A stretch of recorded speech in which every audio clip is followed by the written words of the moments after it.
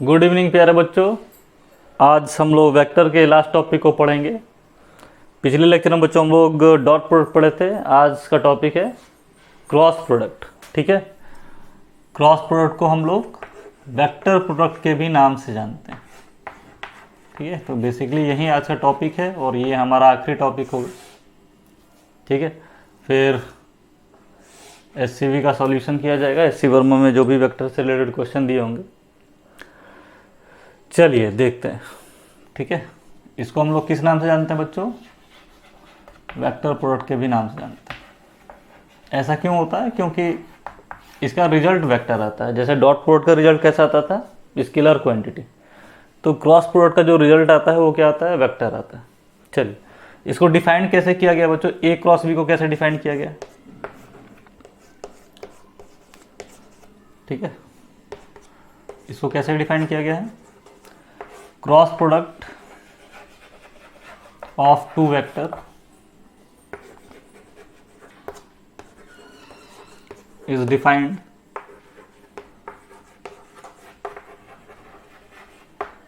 as the product of magnitude of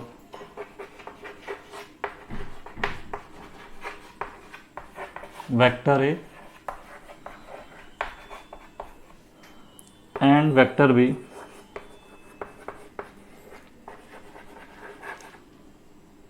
vector A and vector B and sin of angle between them। ठीक है ना, ऐसे इसको define किया है, sine of angle between them. ठीक है, तो जैसा अभी हमने शुरुआत में बताया आपको, क्रॉस प्रोडक्ट का रिजल्ट वेक्टर आता है। तो अगर वेक्टर ए का मैग्नीट्यूड लें, वेक्टर बी का मैग्नीट्यूड लें और उसके बीच का एंगल लें, तो हमसे इससे कोई एक नंबर ही मिलने वाला है। डायरेक्शन तो मिलेगा नहीं। तो डायरेक्शन देने का काम एक यूनिट वेक्टर करता है। ठीक है ना, तो यहाँ पे हम लोग नोट करके लिख लेते हैं, direction of cross product of vector A and B is perpendicular to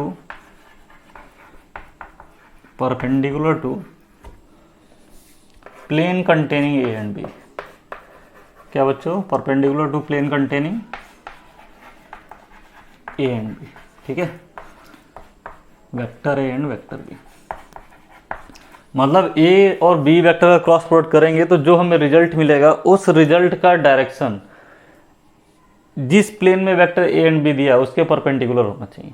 ठीक है ना, vector A cross B gives the result, whatever the result is perpendicular the direction of A and B. ठीक है, इसका ध्यान रखना है। अब इसमें समझने वाली बात क्या है कि इसका ज्योमेट्रिकल इंटरप्रिटेशन क्या है, ए क्रॉस बी से हमें क्या मिल जाता है। तो आइए देखते हैं क्या मिल जाता है। ए क्रॉस बी है क्या ज्योमेट्रिकली? तो देखो बच्चों, अभी जैसे हमने डिफाइन किया है, ए क्रॉस बी को कैसे डिफाइन किया है? Magnitude of vector A, magnitude of vector A into magnitude of vector B and sine of angle between them. ठीक है, साथ में एक यूनिट वेक्टर होगा एन कैप। ठीक है ना, जो ये ए क्रॉस बी का क्या देगा? डायरेक्शन देगा। ठीक है ना, तो ये एन कैप जो भी आएगा वेक्टर बच्चों, वो क्या होगा? ए के भी परपेंडिकुलर होगा, बी के भी परपेंडिकुलर होगा। ठीक है ना, ए क्रॉस बी जिस प्लेन में है उसके परपेंडिकुलर, यानी इनडायरेक्ट में क्या कह रहा है कि एन वेक्टर का डायरेक्शन क्या है? ए के भी परपेंडिकुलर है और बी के भी परपेंडिकुलर है। ये ध्यान रखना है। एन कैप का डायरेक्शन क्या है बच्चों? ए के परपेंडिकुलर भी है और बी के परपेंडिकुलर भी। ठीक है, अब सोचने वाली बात यह है कि अगर दो वेक्टर किसी एक प्लेन में दिए हैं तो उसके परपेंडिकुलर तो दो एक्सिस हो सकती है। अगर मैं कहूँ कि ये ग्रीन बोर्ड हमारा, ये वाई एक्सिस है और ये एक्स एक्सिस, तो इसके परपेंडिकुलर तो बाहर जेड एक्सिस भी हो सकती है और इनवर्ड भी हो सकती है माइनस जेड एक्सिस। तो कौन सा परपेंडिकुलर एक्सिस लेंगे? ठीक है ना, तो उसके लिए कन्वेंशन है। कन्वेंशन पे हम लोग बाद में आएंगे, पहले तो इसका ज्योमेट्रिकल इंटरप्रिटेशन देख लेते हैं, इसका मतलब क्या है।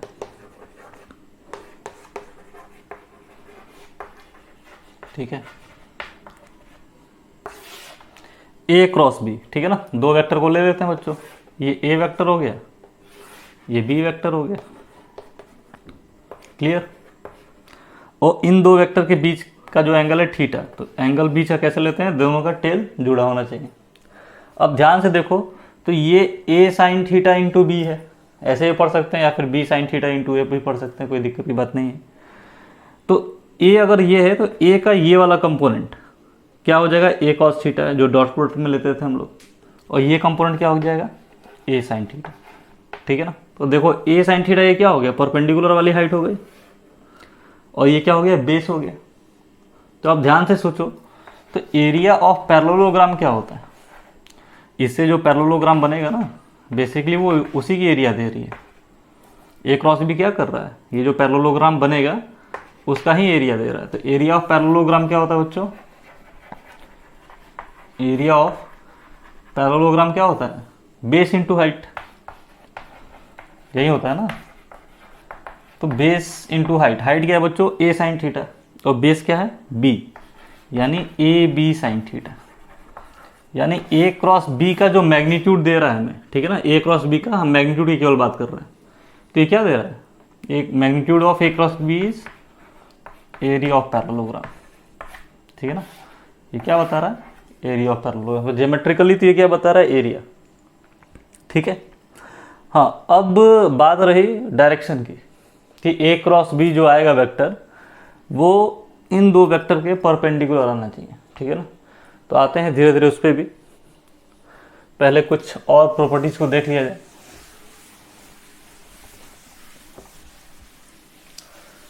थोड़ा सा आसान टॉपिक है, थोड़ा सा रिमेंबर करने वाला भी है, याद रखेंगे, जितना अच्छा मेमोराइजेशन आपका रहेगा उतना अच्छा रहेगा, क्योंकि इसका यूज़ भी आता है थोड़ा बहुत बाद में, जब आप सर्कुलर मोशन में आएंगे या रोटेशन में आएंगे वहाँ पे यूज होगा। तो प्रैक्टिस में आपको रहना, ये नहीं कि उस टॉपिक तक आते आते इसे भूल जाइएगा। देखो बच्चों, प्रॉपर्टी क्या है, ठीक है ना, property of cross product.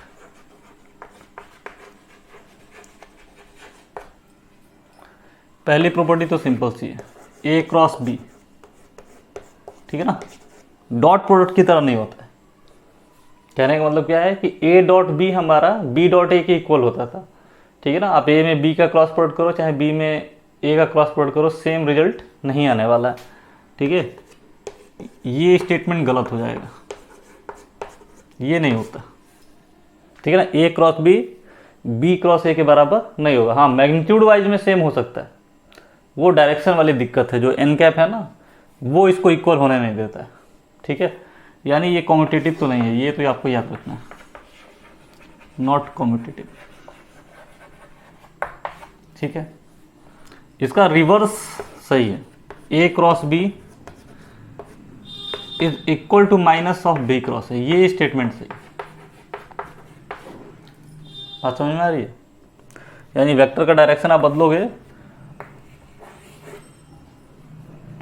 Vector का डायरेक्शन बदलने का मतलब क्या है, देखो ये माइनस बी वेक्टर हो गया, माइनस ए वेक्टर हो गया, ये ए वेक्टर है और ये बी वेक्टर, मतलब बेसिकली अपोजिट वेक्टर हमने कर लिया है, तब जाके ये इक्वल हो सकते हैं। दूसरी प्रॉपर्टी क्या है कि हाँ, ये तो डिस्ट्रीब्यूटिव लॉ को फॉलो करता है।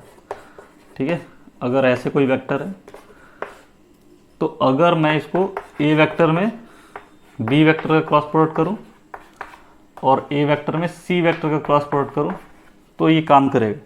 ठीक है, मतलब ये डिस्ट्रीब्यूटिव प्रॉपर्टी को फॉलो करता है।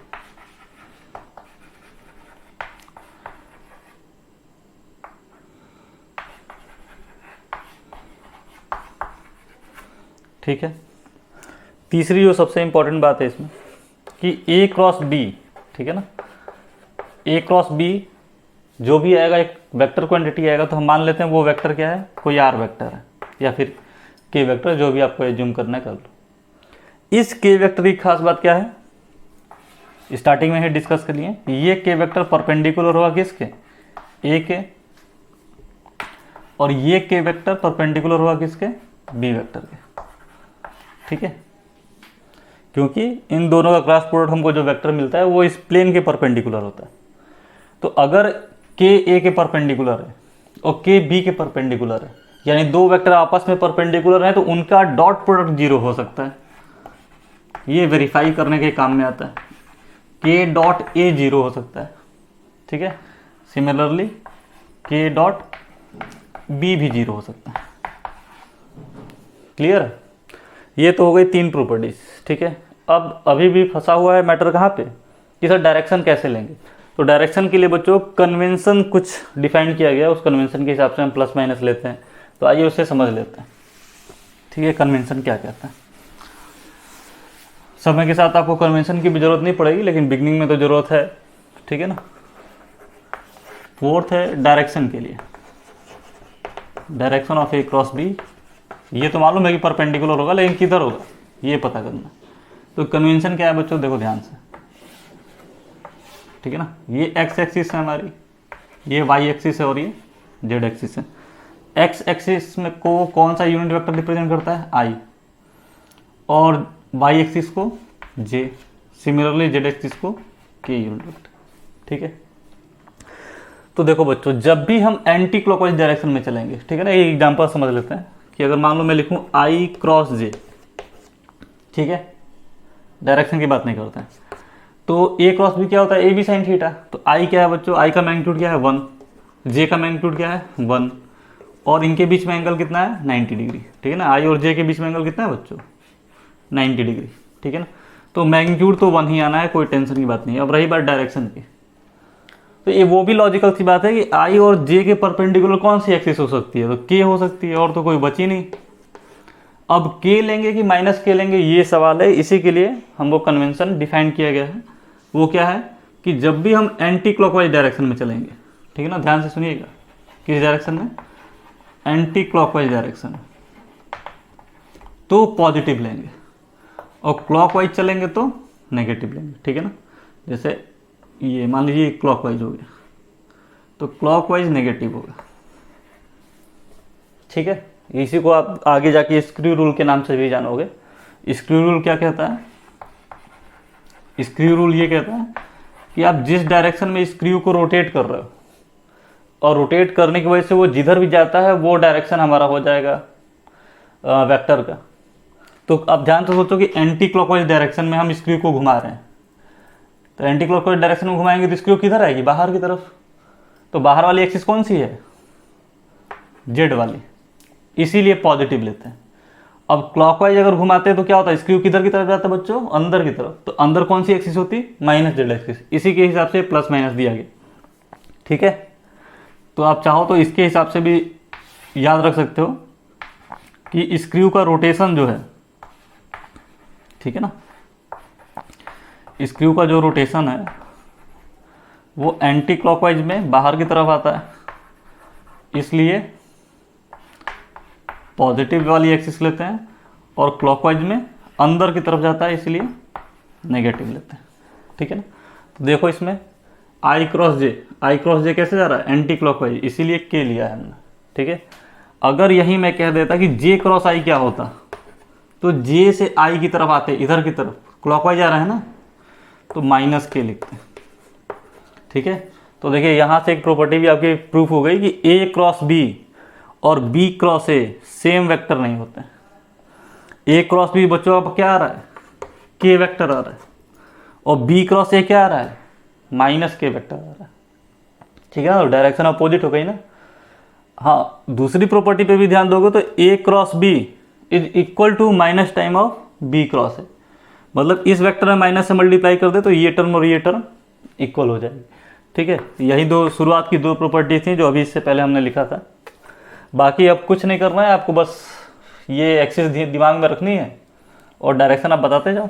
आई क्रॉस के क्या होगा बताओ, के क्रॉस जे क्या होगा, जे क्रॉस के क्या होगा, ठीक है, बताइए। तो आई क्रॉस के क्या होगा बच्चों, आई से के की तरफ आएंगे, क्लॉकवाइज चल रहा है ना, यानी माइनस तो लग गया, और कौन सा डायरेक्शन हो जाएगा, जे, जो यहाँ पर एक्सिस नहीं है वही डायरेक्शन होगा।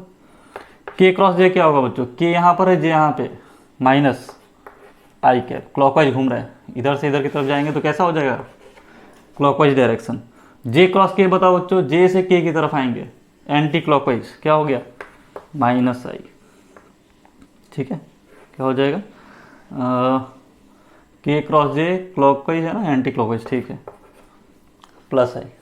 और प्रैक्टिस थोड़ा सा कर लेते हैं इसका।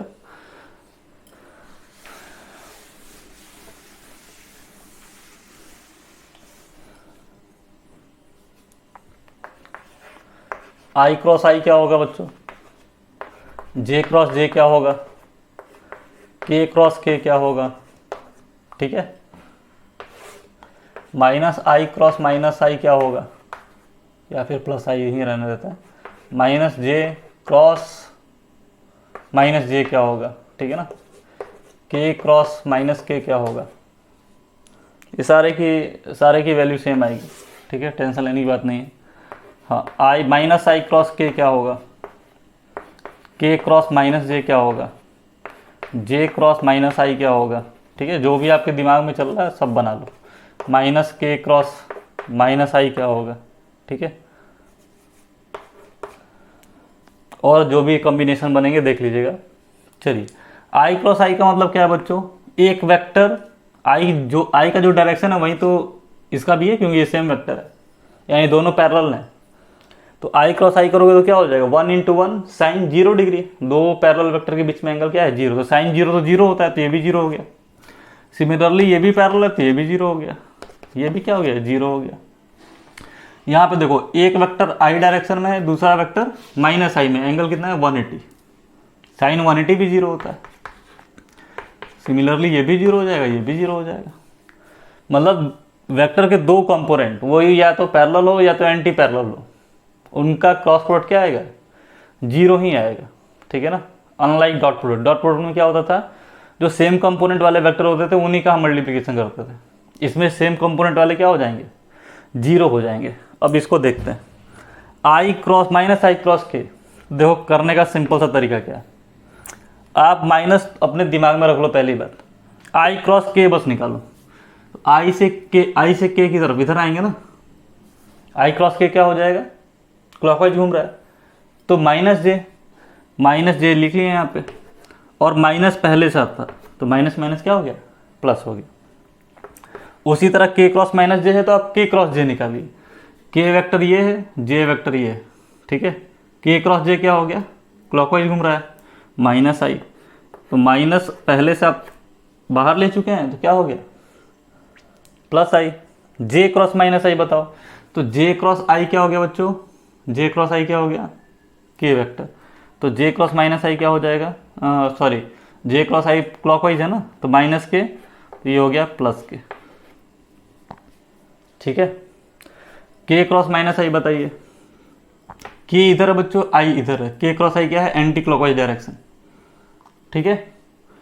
तो वो तो आना चाहिए जे, लेकिन माइनस है तो माइनस लगा लिए, तो कितना आ गया, माइनस जे वेक्टर, ठीक है। आप चाहो तो ऐसे भी कर सकते हो, आपके ऊपर है, लेकिन फिगर ज़्यादा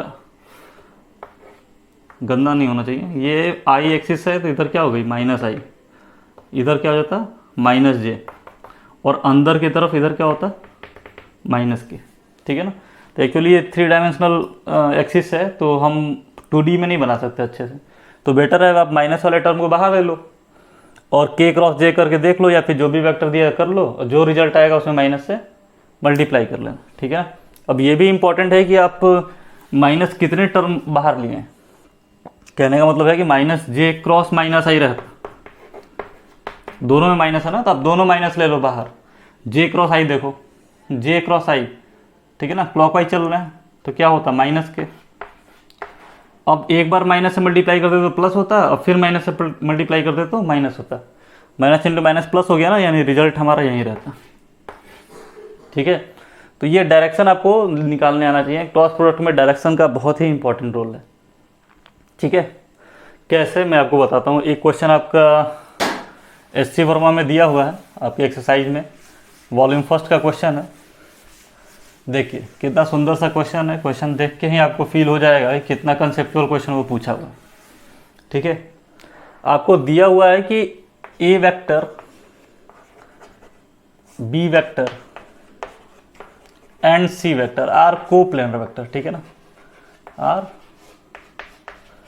आर कोप्लेनर वेक्टर, मतलब 3 वेक्टर हैं जो आप क्या हैं, एक ही प्लेन में। तो ए क्रॉस बी, ठीक है, डॉट सी वेक्टर क्या आएगा, ये आंसर बताना है, ठीक है। तो ये बहुत कंसेप्चुअल क्वेश्चन है बच्चों, इसमें आपको कोई फॉर्मूला ये सब नहीं लगाने की जरूरत है, ठीक है। इसका आंसर क्या आएगा, 0 आएगा। कैसे, देखिए समझते हैं कैसे। ये मान लेते हैं ए वेक्टर है, ये मान लेते हैं बी वेक्टर है, ये मान लेते हैं सी वेक्टर है, ठीक है ना। जिसको भी आप इच्छा करें वो वेक्टर मान सकते हैं। इम्पॉर्टेंट ये है कि ये ए बी सी एक ही प्लेन में होने चाहिए, ठीक है ना, तो एक प्लेन में बने। अब ध्यान से देखो, ए क्रॉस बी करेंगे तो हमको एक वेक्टर मिलेगा। मान लेते हैं ए क्रॉस बी कर रहे हैं तो हमको जो वेक्टर मिला वो डी वेक्टर है, ठीक है। तो डी वेक्टर कहाँ मिलेगा, उसका डायरेक्शन क्या होगा, या तो ये देखो ए से बी की तरफ आ रहा है ना, ये क्लॉकवाइज जा रहा है ना, तो क्लॉकवाइज की तरफ होगा अंदर की तरफ, ठीक है ना, क्लॉकवाइज नेगेटिव लेते हैं। तो जो भी ए क्रॉस बी करने पे आता है वो एक वेक्टर होता है, और वो वेक्टर ए और बी दोनों के परपेंडिकुलर होता है। तो इन दोनों के परपेंडिकुलर होता तो या तो बाहर वाली एक्सिस होती, ठीक है, या तो अंदर वाली एक्सिस होती।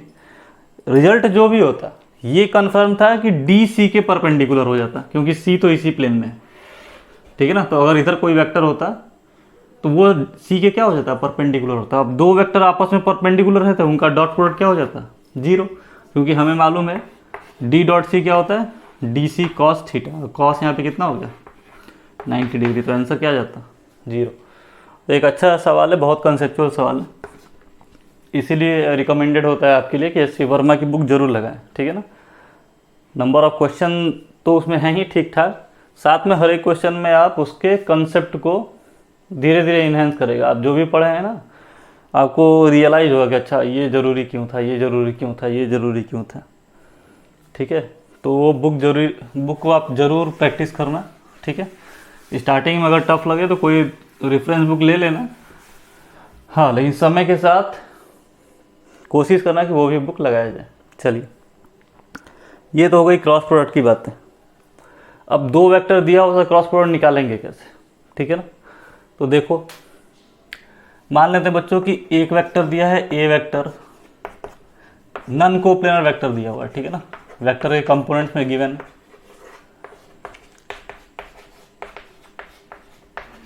ठीक है। दूसरा वेक्टर जो है बच्चों वो कंपोनेंट में गिवन है।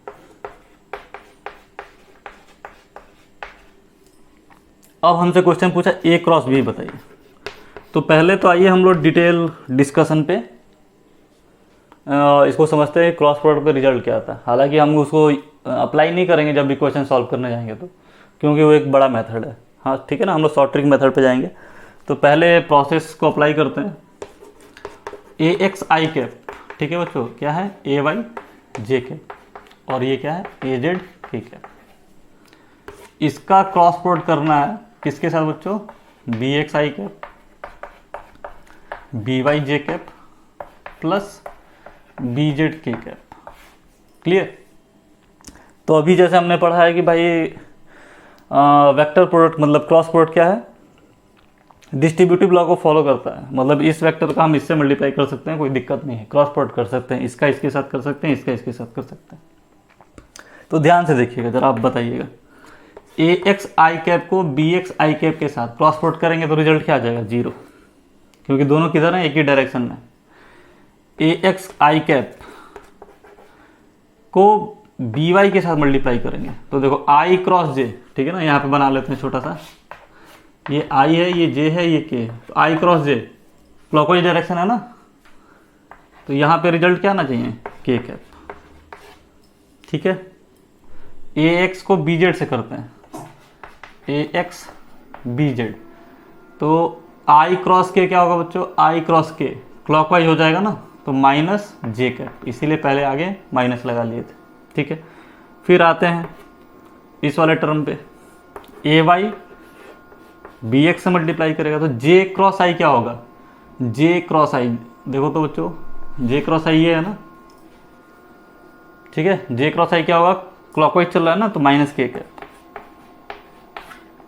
ठीक। जे क्रॉस जे तो 0 हो जाएगा, इसका इसके साथ डॉट प्रोडक्ट क्या हो जाएगा, क्रॉस प्रोडक्ट क्या हो जाएगा, 0।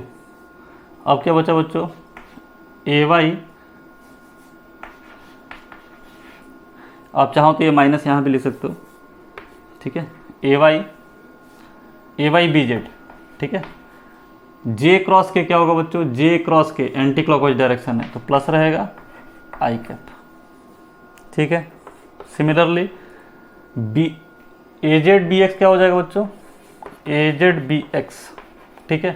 के क्रॉस आई, के क्रॉस आई क्या हो गया, एंटी क्लॉकवाइज डायरेक्शन है, जे कैप, ठीक है। ए जेड बी वाई बताइए, जल्दी बताइए, ए जेड बी वाई क्या होगा, के से वाई की तरफ, ठीक है ना, के से जे की तरफ क्लॉकवाइज डायरेक्शन में, तो ये क्या हो गया माइनस आई कैप, और लास्ट वाला टर्म जीरो हो जाएगा, ठीक है। इतना करने के बाद हम क्या करेंगे, सेम कंपोनेंट वाले टर्म को एक पास लिख लेते हैं। तो देखिए रिजल्ट हमारा क्या आना चाहिए। आई कैप आपको कहाँ कहाँ दिख रहा है, एक तो यहाँ पर है, एक तो यहाँ पे है, ठीक है। ए वाई बी जेड माइनस ए जेड बी वाई, आई कैप ऐसे लिख सकते हैं, कोई दिक्कत की बात नहीं है। जे वाला कंपोनेंट देखो तो बच्चों, जे वाला कंपोनेंट एक यहाँ पर है, दूसरा यहाँ पे, तो क्या लिख सकते हैं, ए जेड बी एक्स माइनस ए एक्स बी जेड, ठीक है। के वाला देखो, के कहाँ पे है, एक यहाँ पर एक यहाँ पर है, ठीक है ना, तो प्लस ए एक्स बी वाई माइनस ए वाई बी एक्स, ठीक है। ये हो गया के कैप, ये आपका रिजल्ट आता, ठीक है ना। ये तो पूरा मैं लॉन्ग मेथड आपको बताया हूँ जैसे कि आपको समझ में आए, क्योंकि डॉट प्रोडक्ट भी हमने ऐसा ही सीखा था। लेकिन जब क्वेश्चन आएगा तो हम ये तरीका यूज़ नहीं करेंगे, ठीक है ना, बहुत लेंदी हो जाएगा और नहीं यूज़ भी करना चाहिए, क्योंकि जैसे जैसे आप अगले नेक्स्ट क्लास में जाओगे, क्लास 12th में जब जाओगे तो आपको ये मैथमेटिक्स में पढ़ने को मिलेगा। तो फिर ऐसे करोगे तो ये तो एक प्रॉपर्टी की तरह यूज होगी वहाँ पे, जब आप 3 डायमेंशनल ज्योमेट्री पढ़ने जाओगे तो बहुत टाइम ले लेगा। इसीलिए हम लोग दूसरे मेथड से इसको सीखेंगे, उसको डिटर्मिनेंट मेथड कहा जाता है, ठीक है ना। हाँ, रिजल्ट में इसको यहीं पर रहने देता हूँ कि लास्ट में हम लोग मैच कर लेंगे कि क्या वो प्रॉपर्टी सही है क्या। तो देखो बच्चों, जो सेकंड मेथड है, ठीक है ना,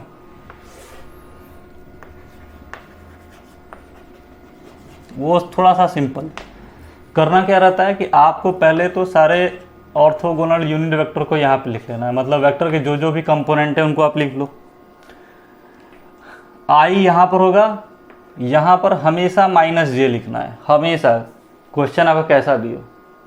ऐसा किस लिए करते हैं, ये आपको मैथ्स में पढ़ने को मिलेगा जब आप डिटर्मिनेंट पढ़ने जाओगे, तो वहाँ पे आपको कोफैक्टर माइनर पढ़ाया जाएगा, ठीक है ना। तो ये जो भी एलिमेंट यहाँ पे हम लोग रखते हैं ना, इसे इसको रो और कॉलम में डिवाइड किया गया, ठीक है ना। ये रो हो गया हमारा, फिर ऐसे बनाएंगे तो क्या हो जाएगा, कॉलम हो जाएगा। तो हर एक रो और कॉलम के एलिमेंट को एक साइन असाइन किया गया, ठीक है। तो जब माइनर वगैरह पढ़ाया जाएगा तब बताया जाएगा, उसमें नियम रहता है कि -1 to the power I plus J, ये टर्म लिखा जाता है, ठीक है। क्लियर है। तो देखो यहाँ पे ये आपका फर्स्ट रो सेकंड कॉलम है, तो आई को रो से डिनोट करते हैं, इसको कॉलम से। तो आप इसको लिखते हो तो क्या लिखते हैं, -1 to the power 1 plus 2, odd आता, ऑड का पावर साइन चेंज नहीं होगा, माइनस हो जाएगा। तो उतने मैथमेटिक्स में हम लोग नहीं जाते हैं, क्योंकि हमको इसका यूज़ फिजिक्स में कोई खास नहीं करना है, मैथ में आप करिएगा। हाँ, आपको बस ये याद रखना है कि आई माइनस जे और के ऐसे ही एलिमेंट को रखना है। अब यहाँ पर एक्स कंपोनेंट वाले टर्म को लिख लेंगे, यहाँ पर वाई कंपोनेंट वाले टर्म को लिख लेंगे, और यहाँ पर जेड कंपोनेंट वाले टर्म को लिख लेंगे, ठीक है। सिंपल सा है। अब देखो बच्चों क्या करना है, आई कंपोनेंट, पहले तो आई कंपोनेंट लिख लो। तो जिस कंपोनेंट को लिख रहे हो ना, उसका रो और उसका कॉलम बंद कर दो, ठीक है ना। हम आई लिख रहे हैं तो आई का रो ये है, ये बंद हो गया, ये कॉलम बंद हो गया। तो फिर क्रॉस मल्टीप्लाई कर देना ऐसे, ये क्या हो जाएगा, A Y B Z minus B Y A Z, ठीक है। सिमिलरली सेकंड वाले पे आएंगे तो माइनस जे लिख लेंगे, इसको बंद कर लेंगे, इसको बंद कर लेंगे, तो क्या आ जाएगा, A X B Z minus B X A Z. फिर के पर आओगे बच्चों तो क्या होगा, देखो ये बंद हो जाएगा, ये बंद हो जाएगा, तो इसका इससे कितना हो गया, A X B Y minus B X A Y, ठीक है। अब मैच कर लेते हैं क्या आंसर सही है कि नहीं। देखो ए वाई बी जेड आया है माइनस ए जेड बी वाई, ठीक है ना। तो ए जेड बी वाई हो, बी वाई ए जेड हो, कोई दिक्कत नहीं है। इसमें देखो प्लस हमने बाहर लिया है, ठीक है ना, यहाँ पे माइनस है हमारा, तो ए जेड बी एक्स हमारा प्लस में है, तो माइनस इंटू माइनस ए जेड बी एक्स प्लस में हो जाएगा। A X B Z minus में है तो ए एक्स बी जेड माइनस में है, कोई दिक्कत की बात नहीं है। के कंपाउंड देखो ए एक्स बी वाई माइनस ए वाई बी एक्स, ठीक है, तो सब कुछ सही है। इस तरह से आपका क्वेश्चन कम समय में हो जाएगा। अभी तो मैं आपको समझा रहा हूँ तो शायद थोड़ा सा समय आपको लग रहा होगा। आइए एक क्वेश्चन करते हैं, तब जाके आपको ज़्यादा इस मेथड के बारे में समझ में आया कि नहीं, इसको फ्रीक्वेंट यूज कर सकते हैं। ए वेक्टर बच्चों मान लेते हैं कि 2i cap plus 3j cap plus 4k cap, ठीक है, और बी वेक्टर क्या है, आई कैप प्लस जे कैप प्लस के कैप, ठीक है, सिंपल सा ही ले लेते हैं। अब इनका क्रॉस प्रोडक्ट करना है, ठीक है ना, ए क्रॉस बी। और देखना इस क्वेश्चन में हम लोग बहुत कुछ सीखेंगे, ठीक है ना, मैं बस क्रॉस प्रोडक्ट सिखा नहीं रहा हूँ, बहुत सारी प्रॉपर्टीज़ भी यहाँ पे हम लोग सीखने की कोशिश किया जाएगा। तो पहले तो लिख लेते हैं, आई लिखना है सर, यहाँ पे क्या लिखना है, माइनस जे, और यहाँ पे के, ठीक है। यहाँ पे क्या लिखना है, कंपोनेंट को लिखना है, तो ये हो गया 2 3 4, ये क्या हो गया 1 1 1, क्लियर। चलो अब बताओ कैसे सॉल्व किया जाए। तो आई कंपोनेंट को यहाँ पे लिख लेते हैं, ठीक है, इसको बंद, तो क्या हो जाएगा 3 × 1 माइनस 1 × 4, ठीक है, माइनस जे कर लेंगे, क्या हो जाएगा 2 × 1 माइनस 1 × 4, सही है, देखते रहना, प्लस के 2 × 1 माइनस 3 × 1, यानी हमारा आंसर कितना आ गया माइनस आई कैप, ठीक है, ये हो गया प्लस 2j कैप, और ये क्या हो गया बच्चों माइनस के कैप। ये हमारा ए क्रॉस बी आता, क्या आता, ए क्रॉस बी ये आता। अब इसको कुछ नाम दे देते हैं, इस वेक्टर को एक नया नाम दे देते हैं, सी देते हैं नाम, ठीक है। अब मान लीजिए मुझे चेक करना है कि जो मेरा सॉल्यूशन आया वो सही है कि नहीं, ठीक है ना, तो बार बार इसको तो नहीं चेक करोगे ना। चेक करने की एक सिंपल सी प्रॉपर्टी क्या है, प्रॉपर्टी से बताओ कैसे चेक करेंगे। चेक करने का एक ये तरीका है कि हमने आपको बताया था कि ए क्रॉस बी जो भी आएगा कि वो वेक्टर होगा, तो जी हाँ ये वेक्टर है।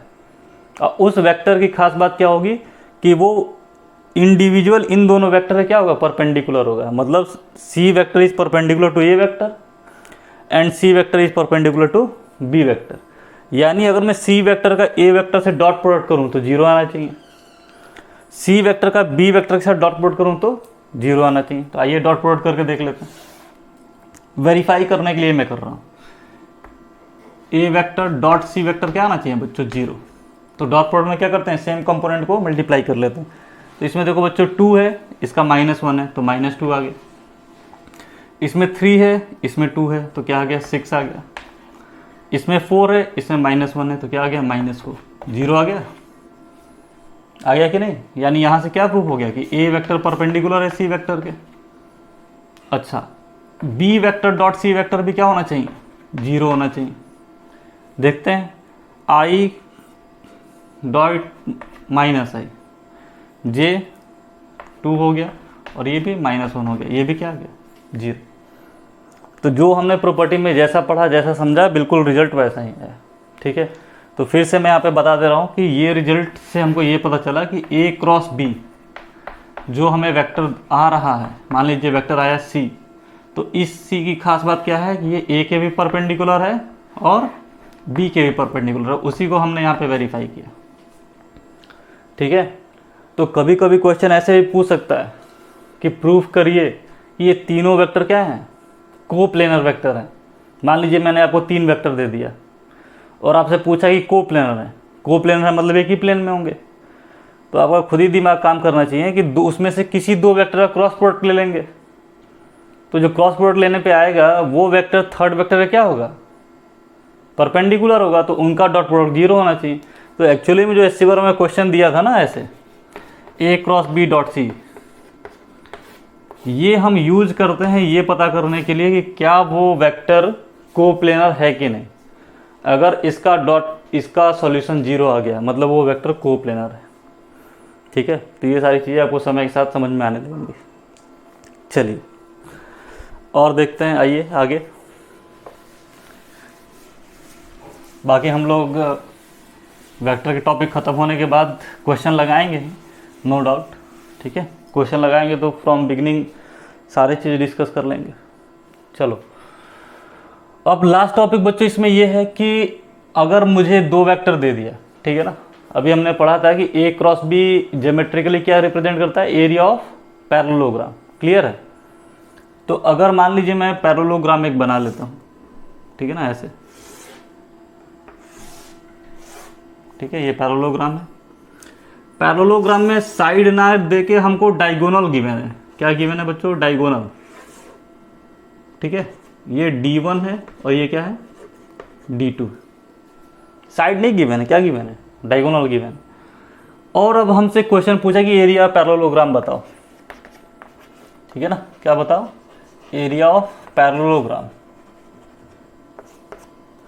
तो हमने तो पढ़ा था कि ए क्रॉस बी क्या देता है, एरिया ऑफ पैरेललोग्राम ही देता है। लेकिन ए इसमें तो ए क्या होता था बच्चों उस समय, ए तो साइड्स होते थे ना पैरेललोग्राम के, और ए और बी तो हमें गिवन ही नहीं है, हमें क्या गिवन है, डायगोनल गिवन है। तब कैसे करेंगे।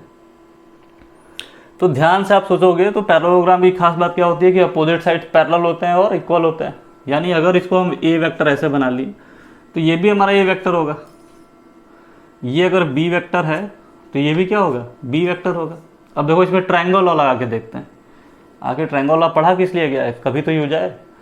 ये देखो बच्चों, बी वेक्टर प्लस ए वेक्टर, अगर बी वेक्टर में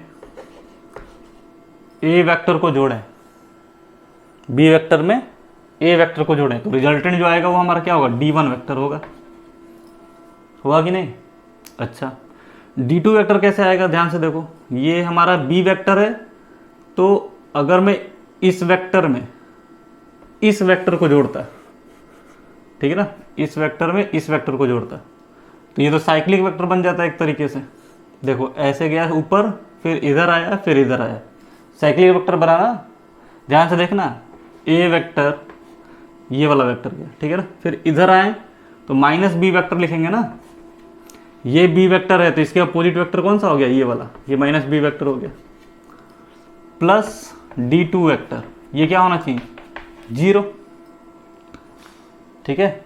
तो D2 वेक्टर बराबर क्या लिख सकते हैं हम लोग, बी वेक्टर माइनस ए वेक्टर, क्लियर। D1 वेक्टर क्या है बच्चों, D1 वेक्टर है बी वेक्टर प्लस ए वेक्टर, इन दोनों को ऐड कर लेते हैं तो ये तो कट जाता, तो D1 vector plus D2 vector divided by 2, ये कितना, ये किसके बराबर आता है, बी वेक्टर के। और एक बार बी वेक्टर आ गया तो आप ए वेक्टर भी निकाल सकते हो। ए वेक्टर बराबर क्या होता, B vector minus D2 vector, और बी वेक्टर बच्चों क्या है हमारा, D1 plus D2 by 2 minus D2, ठीक है। तो ए वेक्टर क्या आ जाता, D1 माइनस D2 बाई 2, ठीक है। तो अगर आपको डायगोनल गिवन हो, ठीक है ना, तो उससे साइड्स मतलब वेक्टर ए क्या आ जाएगा, D1 माइनस D2 बाई 2, और वेक्टर बी क्या आ जाएगा, D1 प्लस D2 बाई 2, ठीक है ना। तो अगर ये डायगोनल आपको दिया रहता नन कोप्लेनर फॉर्म में, मान लेते हैं ये वेक्टर होता आई कैप जे कैप के कैप, और ये कुछ होता 2i cap 3j cap 4k cap, और दोनों डायगोनल होते हैं, और क्वेश्चन आपसे पूछता कि पैरेललोग्राम के एरिया बताओ, तो क्या करते हैं, इन दोनों डायगोनल को जोड़ के 2 से डिवाइड करते हैं तो एक साइड आ जाता है पैरेललोग्राम का, और एक डायगोनल में से दूसरे को माइनस करके डिवाइड करते हैं तो सेकंड आ जाता है, फिर उनका क्रॉस प्रोडक्ट कर लेते हैं, ठीक है। तो सिंपल हो जाता। अब आप यहाँ से ए क्रॉस बी निकाल लेते हैं तो हमारा एरिया आ जाता, हमारा काम हो जाता, ठीक है। हालांकि ये तो समय के साथ आपको समझ में आ जाता, जब आप ये क्वेश्चन करने जाते उसमें फंसते तो आपका दिमाग दौड़ने लगता, ठीक है। चलिए, तो ये तो कहानी थी बच्चों किसकी, क्रॉस प्रोडक्ट की, ठीक है। अब नेक्स्ट लेक्चर में हमारा वेक्टर का टॉपिक बच्चों यहीं पे कवर हो गया, ठीक है। नेक्स्ट लेक्चर में हम लोग एक आध दो रेफरेंस बुक जो भी होंगी, S C Verma, D C Pandey, जो भी मेरे पास अवेलेबल होंगी या बच्चों से जो भी मिल जाएंगी, ठीक है, उससे रिलेटेड क्वेश्चन करेंगे, और सीट्स भी हैं हमारे पास, तो मैक्सिमम से मैक्सिमम क्वेश्चन डिस्कस करेंगे, ठीक है। तो टोटल बच्चों इस लेक्चर को लेके हमारे पास 6 लेक्चर हो चुके हैं, किसके बच्चों, वेक्टर के, ठीक है ना। आप एक एक लेक्चर को ध्यान से देखिएगा तो आपका वेक्टर का पूरा कंसेप्ट क्लियर हो जाएगा, ठीक है। तो आज के लिए बस इतना ही रहने देते हैं, फिर मिलते हैं अगले लेक्चर में। धन्यवाद।